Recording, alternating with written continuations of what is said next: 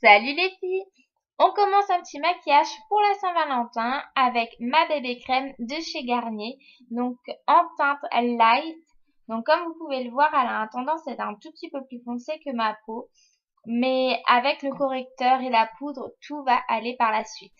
Je viens ensuite cacher mes imperfections avec le Quattro de chez Sephora en commençant par prendre le vert pour vraiment cacher toutes mes rougeurs. C'est vraiment super, c'est une astuce que tout le monde devrait faire.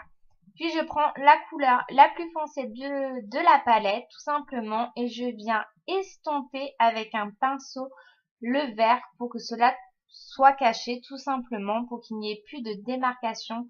Donc vérifiez bien qu'il n'y ait plus de traces vertes, car après, sinon, c'est pas top du tout. On passe au cerne avec le L'Oréal Sublime Magique, qui est vraiment top. Je vous en ai déjà parlé, moi je l'adore. En teinte la plus claire, ça va vraiment venir estomper vos cernes et donner une touche lumière au visage. C'est vraiment un produit super. Ensuite, je passe à ma poudre, qui est une poudre de chez PB Cosmetics. Ça va vraiment permettre de faire tenir le correcteur, l'anti-cerne ainsi que la bébé crème toute la soirée de la Saint-Valentin. C'est vraiment une astuce à faire pour tous les jours lorsque vous maquillez le teint. Je passe au bronzer de ma palette de chez Sephora pour donner un peu de lumière, un peu de chaleur à mon visage. Et donc, on le met en bas des pommettes, au niveau du cou, mon nez pour le retravailler, ainsi que sur le front. Et on n'oublie pas, on estompe avec un beau kabuki. Donc, j'estompe pour qu'il n'y ait pas de petites traces, de traînées de bronzer. Donc, on estompe et on estompe. Puis je prends de la même palette le bronzer qui va vraiment tout de suite donner bonne mine. Donc là, comme on le voit, il est vraiment super. Je vous l'ai déjà montré dans mon ancien tuto maquillage. Je vous mettrai le lien en barre d'infos. Et je prends de la même palette l'illuminateur que je place sur le haut des pommettes, le nez et les lèvres. Si tout comme moi, vous avez les lèvres très très sèches, on vient les hydrater avec un baume à lèvres, le baume à lèvres Mixa. Puis nous passons aux yeux. Donc de la palette Urban Decay, je vais venir prendre la couleur la plus claire pour vraiment unifier toute ma paupière. Puis je prends la couleur Magique qui a un rose poupée juste mais magnifique que je viens appliquer sur toute la paupière mobile. Donc ça fait vraiment quelque chose de très discret, mais j'adore vraiment cet effet naturel. Puis je prends de la même palette la couleur Soot que je vais venir mettre en creux de paupière. Et on n'oublie pas les filles, on estompe pour éviter toutes les démarcations au maquillage.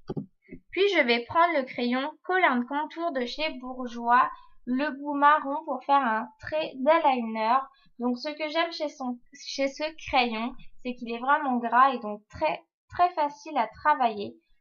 Puis en ras de cils inférieur, je vais venir y déposer la couleur Tornado, histoire d'avoir un petit peu plus de couleur sur mon regard.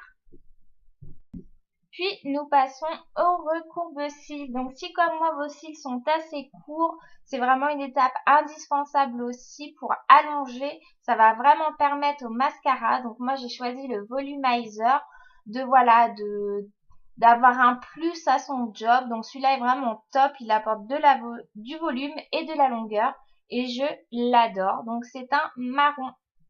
Puis nous pouvons passer aux lèvres et donc j'ai choisi d'utiliser le rouge à lèvres Revlon, le 0,90 Sweet Tart. Voilà, d'ailleurs je suis vraiment dégoûtée, il y en a quasiment plus et comme vous allez le voir, la couleur est vraiment magnifique. Regardez-moi comme il est sublime ce rouge à lèvres, il est vraiment magnifique. Et donc pour le maquillage, c'est terminé, j'espère que cela vous plaît.